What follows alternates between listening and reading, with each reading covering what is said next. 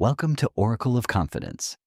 You've been trained your entire life to be nice, to accommodate others, to put others' needs before your own, to say yes when you want to say no, to accommodate requests instead of honoring your time, to be likable instead of being honest. And this training has destroyed your life quality. You're exhausted from accommodating. You're resentful from not honoring your own needs. You're invisible because you never actually express what you want. And you call this being a good person. It's not. It's being a doormat. The real truth that nobody wants to hear is this: your boundaries aren't selfish. They're necessary. Not setting boundaries isn't kindness. It's a disaster that affects you and everyone around you. Research from Harvard shows that people with weak boundaries experience 60% higher stress levels and 40% higher rates of depression. Meet Hugo, 38 years old. By most standards, a good person. Kind, always available, always helping, always saying yes, but internally, depleted, resentful, exhausted. Hugo's friends called with problems and Hugo always picked up. Hugo's family asked for favors, and Hugo always said yes. Hugo's boss extended deadlines, and Hugo always accommodated. Hugo was being taken advantage of so consistently that it had become normal. And worse, Hugo had made Hugo's own life a second priority to everyone else's requests.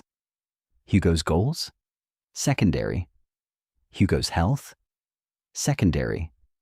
Hugo's family time? Secondary. Everything secondary to accommodating the requests of people who wouldn't hesitate to inconvenience Hugo if it served them. You know this experience. The exhaustion of having no boundaries.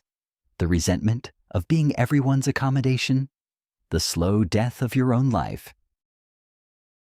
Hugo tried to set boundaries through guilt-driven communication. Told a friend, "I can't help you move this weekend. I feel bad."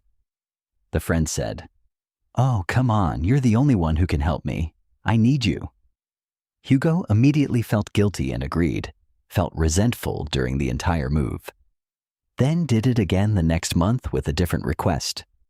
Hugo learned, guilt is a tool people use to demolish your boundaries. When you're vulnerable to guilt, your boundaries crumble. And if you communicate that you feel guilty, you're inviting people to use guilt as leverage. Hugo tried to set boundaries through explanation. When a family member asked for help, Hugo said, "I can't, because I have my own projects and I need to focus on my goals." The family member responded, "Your goals can wait. Family is more important." Hugo had given the family member ammunition. The fact that Hugo's boundaries were based on goals meant those goals could be positioned as less important than family. Hugo's boundaries were debated, negotiated, and eventually demolished. Hugo learned, explaining your boundaries invites negotiation. The moment you explain, people start arguing. Hugo gave up on boundaries and just accepted the resentment. Maybe I'm just not a boundaries person, Hugo thought. Maybe some people are meant to accommodate others. This belief that weak boundaries are a personality trait rather than a self-imposed choice locked Hugo into a life of constant accommodation and deep resentment. Hugo was being used. Hugo knew it. Hugo was angry about it. But Hugo believed the resentment was just how life had to be. It wasn't. Everything changed when Hugo learned that boundaries aren't selfish. They're self-respect. Hugo's transformation came from a completely different approach to boundaries. Phase 1. Identify actual capacity, week 1. Hugo assessed time, energy, and resources. How much could he realistically give without harming his own life? The answer, about 5 hours per week. He had been giving 30. He was exhausted because he made commitments incompatible with maintaining his own stability. Phase 2. Decide in advance, weeks 2 to 3. Instead of setting boundaries reactively, Hugo defined them beforehand. family.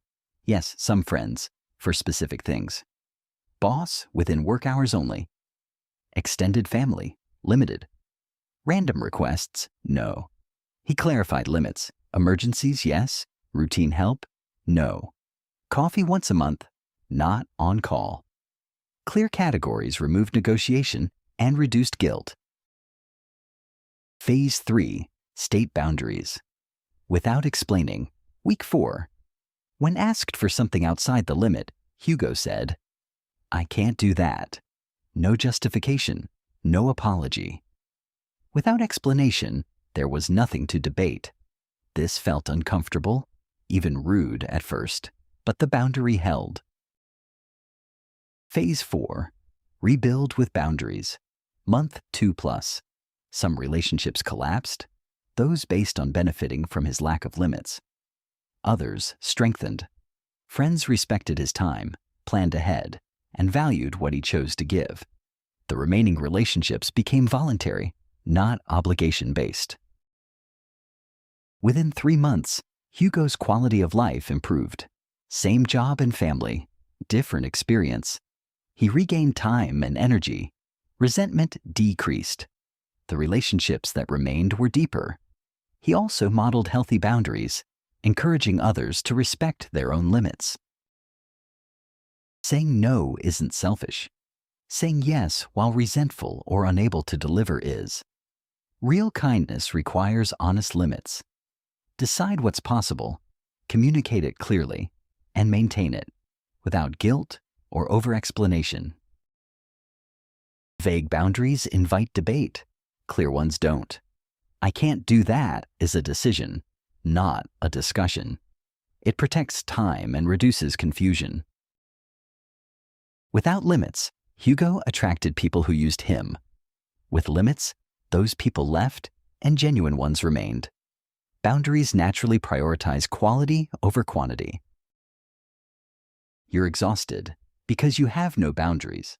You're resentful because you're accommodating everyone except yourself. You're invisible because you never actually express what you need. And you're calling this kindness. It's not. It's self-abandonment. The path to real self-respect and real kindness requires saying no to things that don't serve you and yes to things that do. Your boundaries aren't mean. They're necessary. They're the foundation of a life worth living. As Oprah Winfrey says, boundaries are a sign of self-respect. Subscribe to Oracle of Confidence for confidence and relationship mastery. Comment below. I'm establishing my boundaries, and identify one area where you're saying yes when you want to say no. Establish one boundary this week. Communicate it clearly. Maintain it. This is how self-respect grows.